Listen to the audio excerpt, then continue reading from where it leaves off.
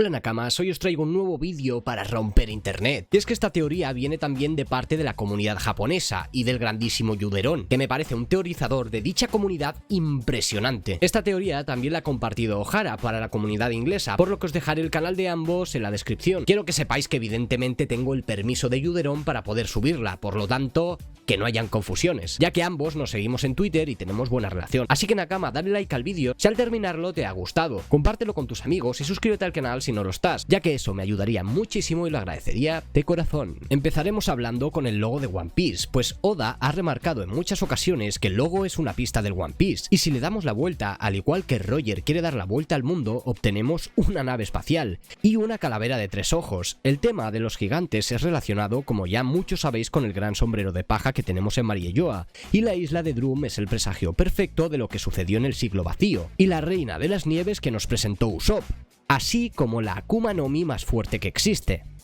Esto es solo una pequeña parte de la teoría que vamos a compartir hoy, pues en este vídeo buscaremos quién es la mente maestra que hay detrás de Im, o Im-Usama concretamente, y quién es este realmente.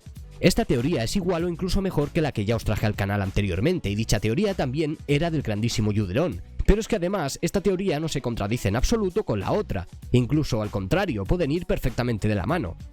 Así que en realidad sería la mejor teoría parte 2. Así que dar las gracias al grandísimo Yuderon por dejarme compartir esta grandiosa teoría. Parte 1. Presagio. No hay casi nada que sepamos de Im-Sama hasta ahora gracias a la historia de One Piece realmente. Es más, todos nos sorprendimos cuando nos lo presentaron, ya que Oda no lo había mencionado ni una sola vez en más de 900 capítulos. Lo único que sabemos de esta persona es que se sienta en un trono vacío, gobernando por absolutamente encima de todos, incluidos los Tenryubito, pero al parecer es algo sorprendente, porque realmente Oda sí que había ido dejando pistas o presagios sobre este, lo que tiene sentido ya que Oda tiene absolutamente todo planeado desde el principio, sobre todo su final. Así que sin más vamos a empezar con el presagio que le dan a Im a lo largo de esta gran historia. Estos son los 2 caracteres katakana para deletrear a Imu. Hay 2 teorías sumamente importantes en la comunidad japonesa para este personaje, y cuando juntas las 2 letras forman el kanji de Buda, además del número 16. Basándonos en esto, algunas personas han dicho que se trata de una referencia a Francia.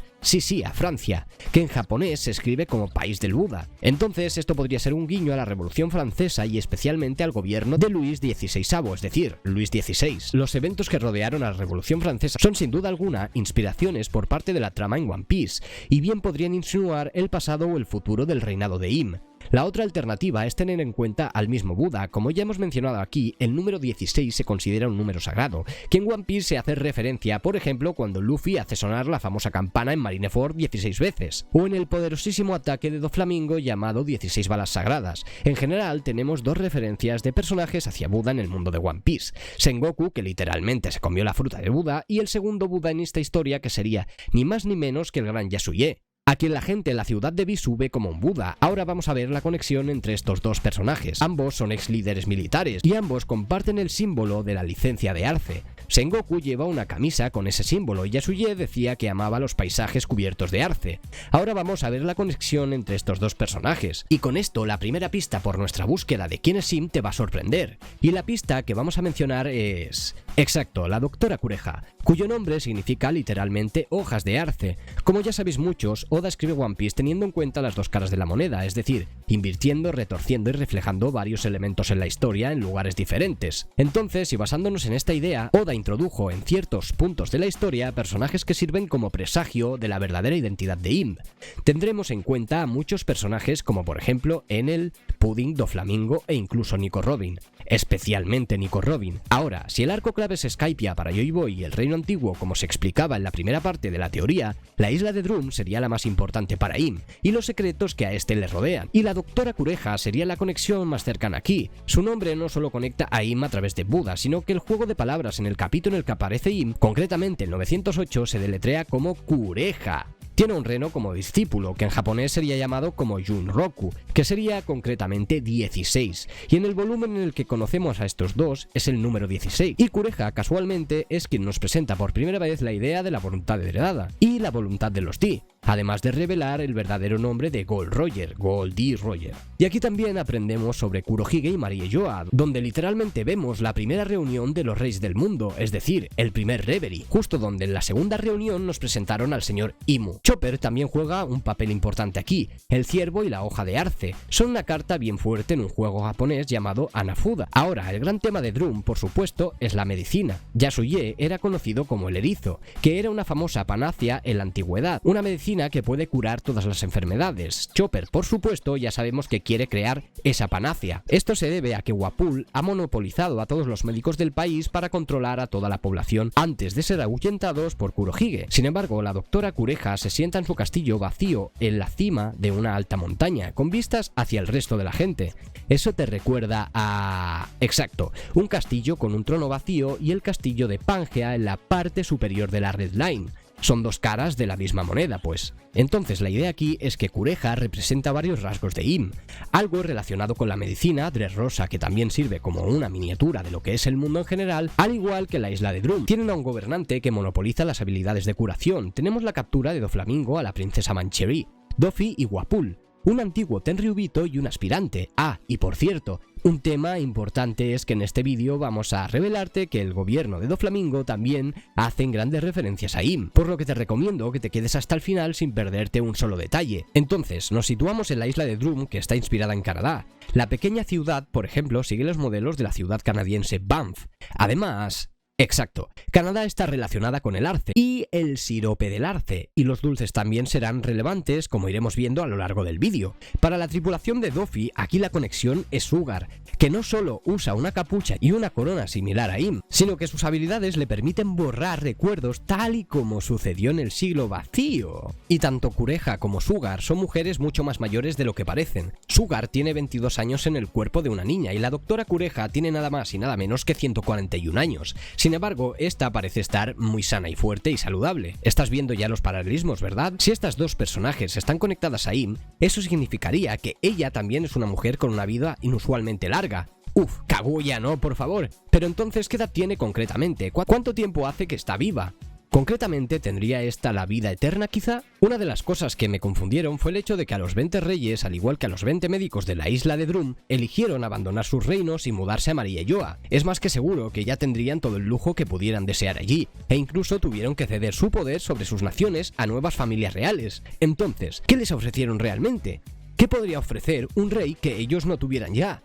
Exacto. Creo que una de las razones por las que Im estaba mirando el cartel de Vivi se debía a que ella no podía comprender cómo sus antepasados habían podido dejar la oportunidad de ganar la inmortalidad. Solo fijémonos en el Rey Cobra y lo que ha envejecido en tan solo 2 años. Si comparamos a los viejos del Gorosei, podemos ver que están exactamente igual, comparando a cuando los vimos hace 22 años en Ohara. Pues aquí hay un gran contraste entre estos. La primera vez que nos presentan al Gorosei es en el capítulo 233. El juego de palabras aquí es Jin Mirai Sai, término que significa hasta el final de los tiempos. Entonces, la cuestión aquí es que en el mundo de One Piece la inmortalidad ya se ha logrado. ¿No te parece curioso que a los Tenryubito les guste acumular frutas y habilidades poderosas y no tuvieran ningún problema con que Lo se uniera a los Chichibukais? Aparentemente no les importó que Lo tuviera la capacidad de volverlos inmortales, ya que podrían perfectamente ir reutilizando esa fruta para conseguir todos la inmortalidad, usando a personas sin que les importe su vida. Sin embargo, la única persona que nos muestran en el mundo de One Piece que está como loca por conseguir esa habilidad es Doflamingo, un antiguo Tenryubito, vaya. Exacto, tendría todo el sentido del mundo que si él hubiera seguido siendo un Tenryubito, él ya hubiese conseguido la vida eterna, ¿no? Casualmente, Doflamingo habla sobre el tesoro nacional de Mariejoa. El otro tesoro nacional que conocemos sería el de la isla Gyojin, ubicada casualmente justo debajo de Mariejoa, pero en el fondo del mar. Volvemos a la referencia de las dos caras de la moneda. El tesoro que tenían en la isla Gyojin tenía una píldora que quitaba la vida útil para obtener más poder. Entonces, ¿tendría sentido para ti si el tesoro de Mariejoa diera más vida útil a cambio de tener mucho menos poder, como pasaría con los Tenryubito? ¿Renunciar a tu poder y someterte a un solo gobernante? Sin embargo, vamos ahora con los paralelismos de Drum, la isla Gyojin y Mariejoa, ya que esto no termina aquí. Tenemos a dos personajes que se parecen entre sí, que son Nami y Shirahoshi. Tienen un aspecto muy parecido físicamente, sus madres comparten personalidades y muertes muy similares. Ambas fueron oprimidas por los Gyojin y las dos fueron encerradas por sus habilidades. Sanji incluso llama a Nami Princesa Sirena en el capítulo 69, y en la isla de Drum podemos ver a Luffy cómo está trepando a través de las paredes del castillo de la montaña, al igual que Fisher Tiger lo hizo para salvar a Nami. ¿Será que hará lo mismo por la vida de Shirahoshi, cumpliendo su promesa y la de Joy Boy de que la traerá a ella y a los Gyojin a la superficie? La otra gran pista son los trajes de los Tenryubito, que parecen trajes espaciales básicamente. Fijémonos en las cápsulas burbuja que utilizan cuando salen de sus casas. ¿Es realmente un símbolo de que no quieren respirar el mismo aire que los de abajo? No creo que parezcan tan incultos como para pensar eso, bueno, excepto Charlos, que asco me da. Pero Josh Ward no se siente insultado cuando este pierde su casco en la isla Gyojin, sino que parece más bien asustado. Es decir, ¿tendría sentido para ti si te dijera que dentro de esas cápsulas tienen el aire de Marie Yoa, el cual les proporciona inmortalidad? Josh Ward tiene barba cuando nos lo volvemos a encontrar, por lo que sugiere que ha envejecido un poco durante su corto periodo de tiempo en su estancia en la isla Gyojin. Incluso dice que Otohime lo hizo humano. Otra de las cosas que son muy interesantes es que la isla Gyojin está iluminada a pesar de estar bajo el mar, gracias a las raíces del árbol madre. Entonces, la idea es que la parte superior de la víspera pasa por la Red Line y sube a Marie Yoa. También sabemos que este árbol está relacionado con los que hay en Chabondi, que crean burbujas con las que estas luego se pueden utilizar para el revestimiento de los barcos, como hizo Rayleigh con el Sunny. Curiosamente, personaje que conoce la realidad de la historia. Entonces, si este árbol llega desde el fondo del mar hasta la parte superior de la Red Line, eso significaría que podría haber una burbuja mantenida bajo tierra en la parte superior de sus hojas, un espacio artificial similar a los de la isla Gyojin, que les permite a los Tenryubitos tener la vida eterna, teniendo que llevar fracciones de las burbujas para no perder este efecto allá donde vayan. Sin embargo, si realmente tuviera esos efectos, significaría que Im, al igual que Wapol, tienen el monopolio de la inmortalidad. Entonces pues, ¿cómo las flores del cerezo del Dr. Hirulux podrían curar los corazones de la gente de Drum? ¿Podrían incluso curar los cuerpos reales de los que están en Marie Yoa? Y de nuevo nos vamos a las hojas del arce y Buda. ¿Recuerdas este panel del cabello del Dr. Hirulux convirtiéndose en flores de cerezo?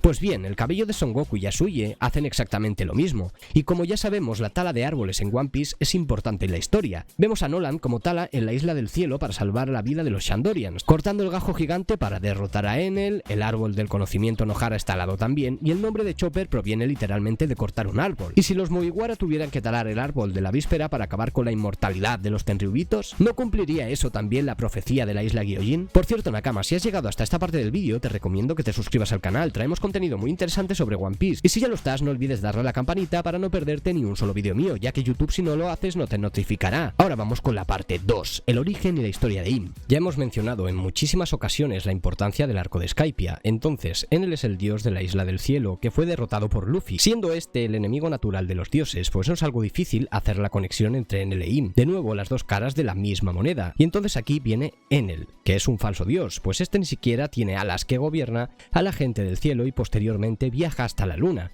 hasta el reino de Dios. Entonces, si invertimos esto, significa que Im es un dios real con alas gobernando sobre dioses falsos después de descender de la luna desde el reino de los dioses. ¿Sí? Pues no. No es exactamente eso lo que piensas, pues hemos dicho la referencia de la diosa Kaguya anteriormente. Oh no, no. O esa es la reacción que tendríamos todos si eso fuera así, de que oh vaya, ahora van a arruinar el final de One Piece, ¿así? Pues no, no te preocupes, porque en realidad esto tiene mucho más sentido aquí. Ahora pues, os voy a resumir rápidamente esta historia. Un día un viejo corta un bambú gigante y encuentra un niño dentro, mejor dicho, una niña. El hombre y su esposa crían a este bebé y esta, al crecer, se convierte en una hermosísima mujer bambú. A partir de ese momento, cada vez que el hombre corta el bambú se encuentra con una pepita de oro. Ahora este hombre es un cortador de bambú, pero es rico. La princesa rápidamente es deseada por todos. Vienen 5 nobles a por ella, sin embargo ella no quiere casarse con ninguno y les da tareas imposibles para que estos fallen al hacerla. Pero luego viene el emperador y quiere alegrar a la niña bambú, sin embargo, aunque a esta le emociona en parte, no quiere casarse con él, pero se hacen amigos y se escriben cartas mutuamente.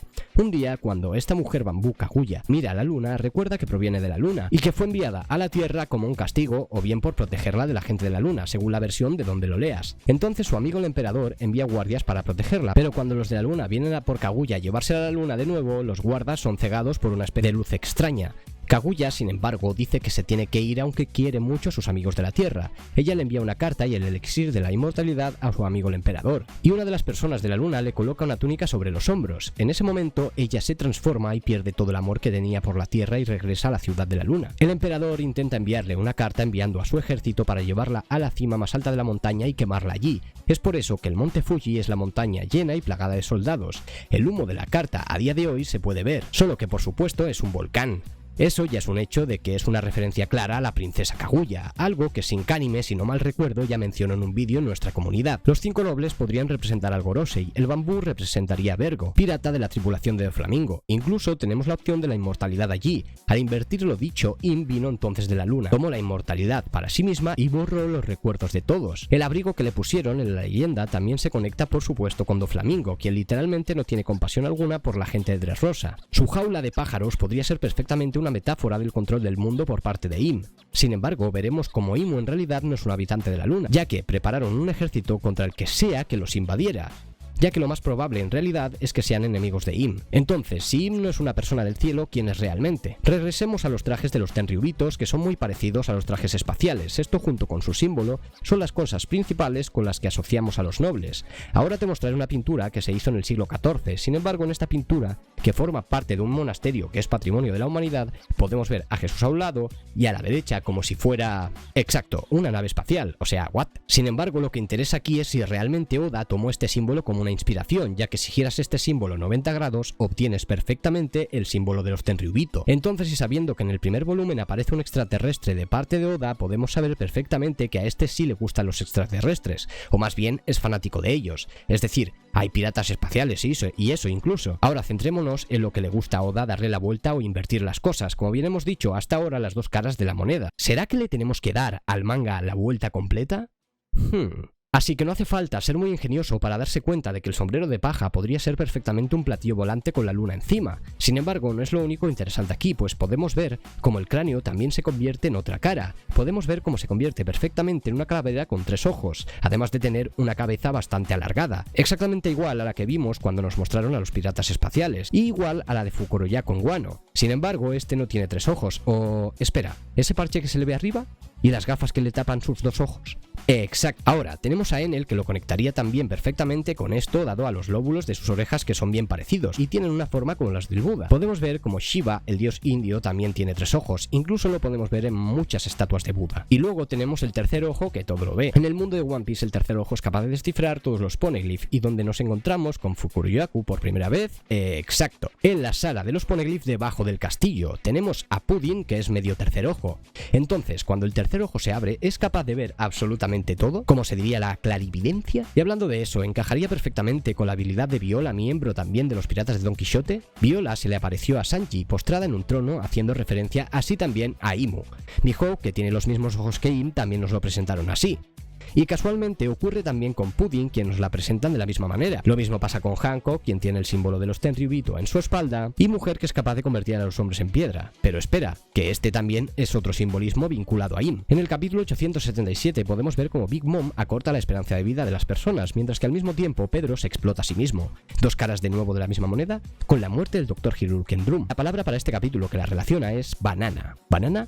¿Y qué tiene que ver eso con las piedras? Hay un mito en Japón, o más bien un cuento popular, y es que en este se nos presenta un dios dándole una piedra y un plátano a una persona. La persona elige el plátano porque al menos se lo puede comer. Sin embargo, la piedra significa el símbolo de la inmortalidad en estos cuentos. Sin embargo, no cogió la piedra con la que hubiera podido ser inmortal, sino que cogió el plátano que se pudre rápidamente, haciendo referencia a esto a una vida corta y mortal. Ahora, si Im representa esta piedra inmortal, ¿quién representa en el mundo de One Piece el plátano? Exacto, Monkey D. Dragon y Monkey D. Luffy, las dos principales amenazas del gobierno mundial que gobierna Im. Y lo mejor es que hay versiones que sustituyen el plátano por una flor, y aquí viene la conexión más interesante con Im.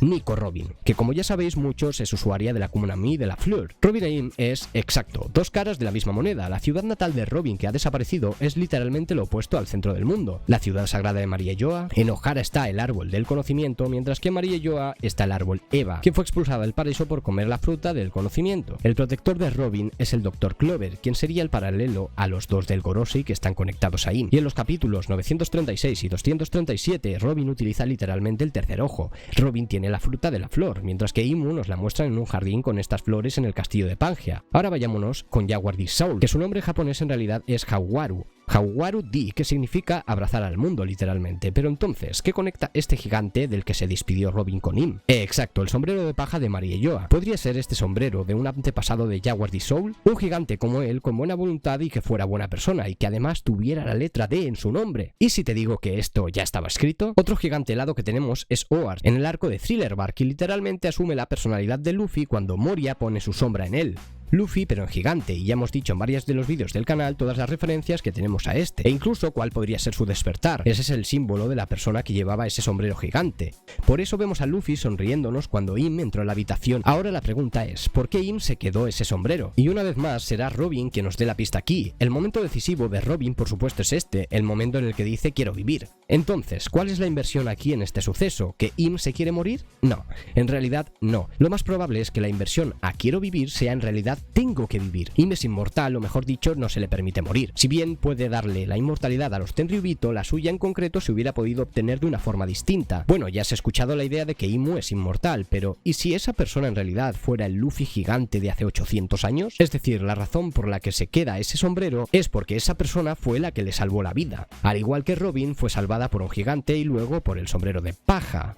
Recordemos ahora el capítulo en el que vimos a los gigantes congelados en Panhazard. El nombre de este capítulo es The Royal Shichibukai Trafalgar Law. Aquí es donde se unen a los gigantes congelados con la Ope Ope no Mi. Y el juego de palabras de este capítulo es Ro-Ru-Mu, Lo-Rum y memoria. Y la memoria está simbolizada en One Piece por la caída de la nieve. Snow, por cierto, representada por Monet, la hermana mayor de Sugar, y esta será la pista para saber qué sucedió en el siglo vacío, un periodo de 800 a 900 años que no se puede contar, que se ha borrado de la memoria y que cualquier investigación está prohibida con pena de muerte. Pues esto es lo que pasó en Ohara después de descubrir que un reino fue destruido durante esos 100 años. ¿Recordáis hace rato cuando comencemos el vídeo que hablemos de la Revolución Francesa, verdad? Fue una guerra civil librada por los señores franceses alrededor del siglo XIV, y fue una guerra de disputas territoriales, pues la Revolución Francesa estalló 400 años después, y esta hace una clara referencia en el mundo de One Piece. Pero entonces, ¿cómo se borran esos 100 años de historia sin matar a absolutamente todo el mundo? Pues bien, finalmente hablaremos de lo mencionado anteriormente sobre Usopp y la Reina de las Nieves que mencionemos al principio del vídeo. Una reina helada sentada en un trono, y el muñeco que tenemos al lado que hace Luffy es un muñeco con la cabeza larga, capa y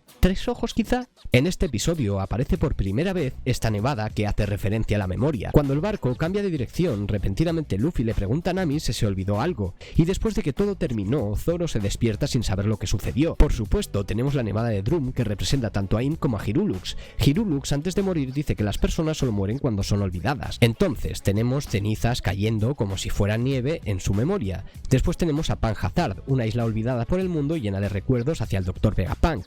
Y tenemos, por supuesto, la región de Dingo en Wano, que son muchos recuerdos para Zoro y Hiyori. ¿Te das cuenta que la bola de nieve va siempre de la mano con la destrucción? El muñeco de nieve, el Dr. Hiruluk, Panhazard, Wano. Sin embargo, la historia de la nieve más interesante es en la isla de Whole Cake. Según Yuderon, el capítulo 900 podría representar a hace 900 años y al siglo vacío, bolas cayendo como nieve, pues el musical de Big Mom cuenta la historia de la destrucción del reino antiguo en Haya. Básicamente, como el cuento de la risa se desvaneció de Haya. Ahora pasemos al capítulo 902, la borrada de los recuerdos, y el juego de palabras aquí es por la eternidad. Aquí pudimos ver cómo Pudding se enamora de Sanji, le da un beso y este se queda sin ese recuerdo. Pudding siendo también de la tribu de los 3 ojos y representando cómo se llevó los recuerdos de este, al igual que pasó con el siglo vacío. Ahora, lo que queremos concretar es la historia de la Reina de las Nieves, pues esta se basa en la historia de Hans Christian Andersen y en realidad no se parece en nada con la versión de Disney. Básicamente hay un malvado que arranca el trozo de un espejo, dicho trozo se clava en un niño y la personalidad de este cambia, y este es tomado por la Reina de las Nieves. Su amiga se propone encontrar al niño y curar su corazón confundido y distorsionado con su amor y lágrimas, todo teniendo lugar bajo la hermosa aurora boreal.